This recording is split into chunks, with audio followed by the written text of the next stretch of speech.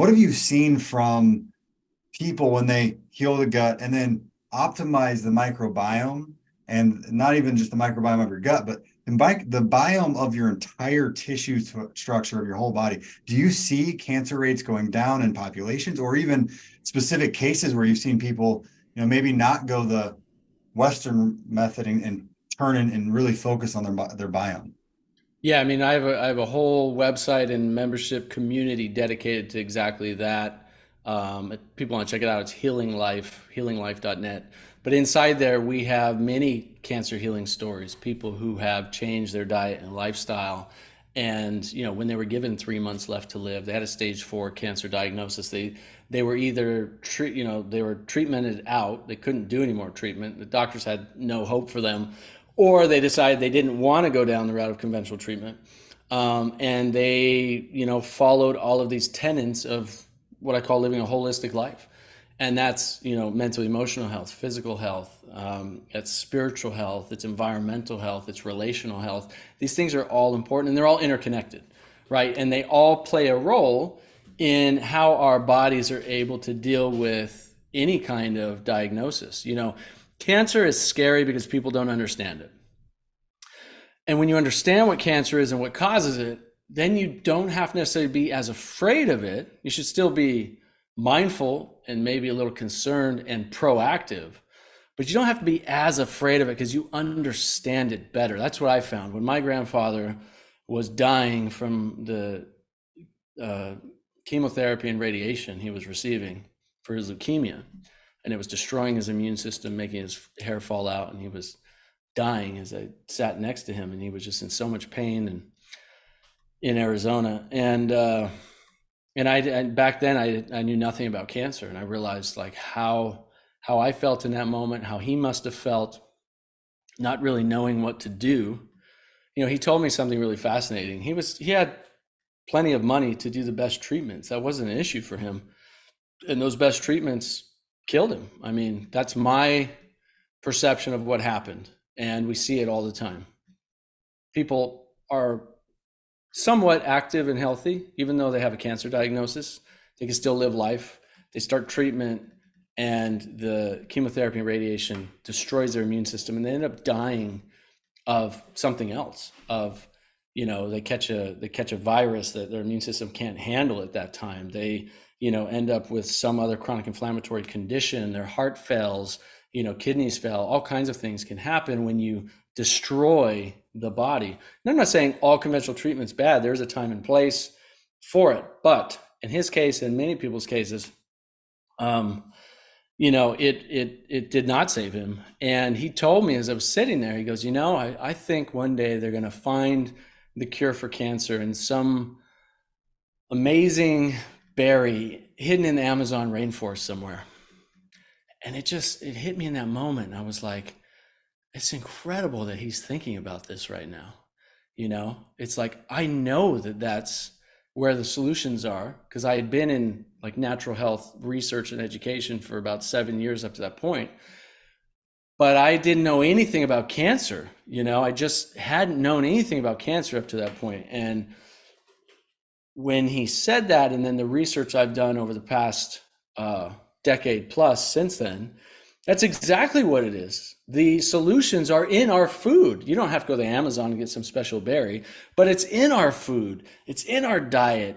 It's in our skincare products. It's in our lifestyle. Like that's where the causation is, as well as the solutions. And so what I mean by that is if you're putting things into your body that are going to kill off the mitochondria, damage the cells, then it's going to lead to cancer. That's all it is cancer is a survival mechanism. Cancer is actually trying to keep you alive. This has been my theory for quite a while. I found out there was some published information on this even up to like a couple decades ago. I've shared this theory with other top doctors, and they agree with it, that cancer is the reason the cells proliferate so rapidly is because they're so inefficient at producing ATP that they're just trying to stay alive. But at the same time, because if they didn't, what would happen? your body might not function properly. So the cancer is actually, and in the process of the cells trying to stay alive, it can end up killing you. But that can take years. It often takes 10 plus years for a cancer diagnosis to show up in the body. So that means you've been making cancer in your body most of the time for years before you ever get a diagnosis. So that's something to think about now. It's like, oh, I don't have cancer, I don't have to worry. Well, if you're living a certain way and eating a certain way, then you could be creating cancer right now in your body and leading to a cancer diagnosis.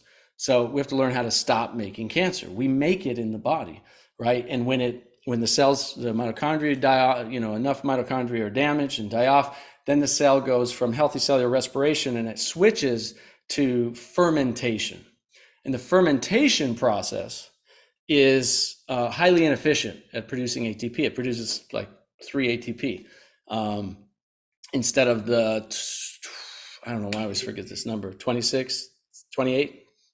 38 was the whole 38. process. 38. Instead of 38, it produces like 3 ATP. So it rapidly progresses. My theory, in addition to that, is the reason it rapidly proliferates, because cancer cells can just take off like wildfire, is because it's so inefficient that it needs more cells to try to get to that 38 ATP, right? Or 32 ATP. I don't know. Anyway, it's very inefficient. And the problem there is that the way that we're living keeps feeding the cancer. So we have to understand what the main cause of cancer are. I can share that right now. And then we have to look at, okay, let's stop putting those causes into our bodies, into our life, and let's implement the things that are going to actually help our body heal and thrive. And guess what will happen? All of these things, and I want you to pay attention, because you've done a tremendous amount of research into leaky gut, autoimmune diseases, right? You're going to see so many similarities, and you may already know some of this for cancer, but you're going to see I'd love you to just pay attention. Let me know how much of this is similar to all the other diseases that you see that are correlated to leaky gut, right? Yeah. 5 main causes of cancer: chronic inflammation, unhealthy diet, sedentarism, toxic burden, and stress. How much of that is directly correlated to leaky gut? I'd say that's basically the cause of almost all disease, leaky gut included. Right. And so it's so interesting, because when you look at disease, like I used to think cancer was a separate thing over here, but over the years I realized, as I studied autoimmune disease, I studied diabetes, I studied heart disease, I studied neurodegenerative disease, I was like, oh, these are all diseases from the same tree. They're just different branches, but they're from the same tree. So what's cool is if you address these underlying causes now, then you're going to empower yourself to hopefully prevent any of these other diseases that can show up in your life that are basically related to the same underlying causes, right? And so, we could talk about every one of these. The one that I think is easiest for people to understand quickly is the unhealthy diet piece, right? And so here's the pieces that we know contribute to cancer. And I'll go through these. I'll try and go through a little bit quickly. If you have questions or want to jump in at any point, just stop me and let me know.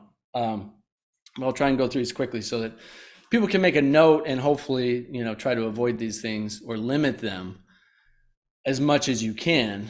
And number one is processed meat. So processed meat is it's a group 1 carcinogen, right? That's things like sausages and hot dogs and ham and corned beef and beef jerky, canned meat, lunch meat, right? These are things that we know they are labeled as a carcinogen, that they cause cancer. When these are in the diet, study after study after study after study shows that cancer rates increase. And when they're removed from the diet, they see cancer rates decrease. Increase, decrease. It's very, very, it's quite clear to the nutritional scientific community today that processed meat, even people who promote a carnivore diet or a ketogenic diet understand this, and they say, don't eat the processed meat, right? Even people who are super sensitive and eat an all meat diet. What's her name that's kind of made carnivore pretty popular? She's the daughter of the kind of now famous psychologist. I was watching her video the other day. She eats nothing but meat, and her, and it's helped her autoimmune disease. I wouldn't say it's healed it, because if she has any other thing outside of just pure meat, her autoimmune disease comes back. So I wouldn't call that healed, but that's a conversation for a different time. Even if she has any processed meat, immediately has gut issues and pain and problems and things like that. And so it's clear, just avoid, remove processed meat. The second thing is red meat. And so I know it's controversial, especially if you have listeners who are ketogenic or trying carnivore or paleo, but there are massive and major studies, and dozens of them, on red meat specifically for cancer. Like there was 10 meta-analysis, in fact, that looked at all kinds of studies around the world, hundreds of thousands of people, and has shown that colon cancer risk increased by up to 30% by eating red meat. And red meat has even been classified as a group 2 probable carcinogen. Now, you can go on and look at study after study after study. There's 2005 studies. There was one from Europe, another from the United States. The European one tracked 478,000 people. These were people who were free from cancer when the study began. And then 5 years later, over 1,300 were diagnosed with cancer. The people who ate the most red meat, which is about 5 ounces a day or more, were a third more likely to develop cancer than those who ate the least red meat. What was interesting on that is that people who ate chicken or fish didn't necessarily see an increase they were looking at colon cancer specifically, but the red meat, they saw that correlate very, very clearly. Now, of course, these studies are epidemiological. They're following people's diets. You could pick that apart all you want, but these are studies among dozens of studies that are all showing the same thing, right? So there was a US study sponsored by the American Cancer Society that looked at 148,000 people. This was in 1982, and they followed it for 10 years. And again, they showed that a higher consumption of red meats, and this one they also looked at processed meats, substantially increased the risk of cancer in both the lower colon and the rectum. There's another meta-analysis of 29 studies of meat consumption, and they saw an increased risk by 28%, and they saw processed meat increased risk by 20%. These studies go on, but the bigger question to me is like, why? Why is it? And they really think it's because of two things. One, the saturated fat, so can be an issue.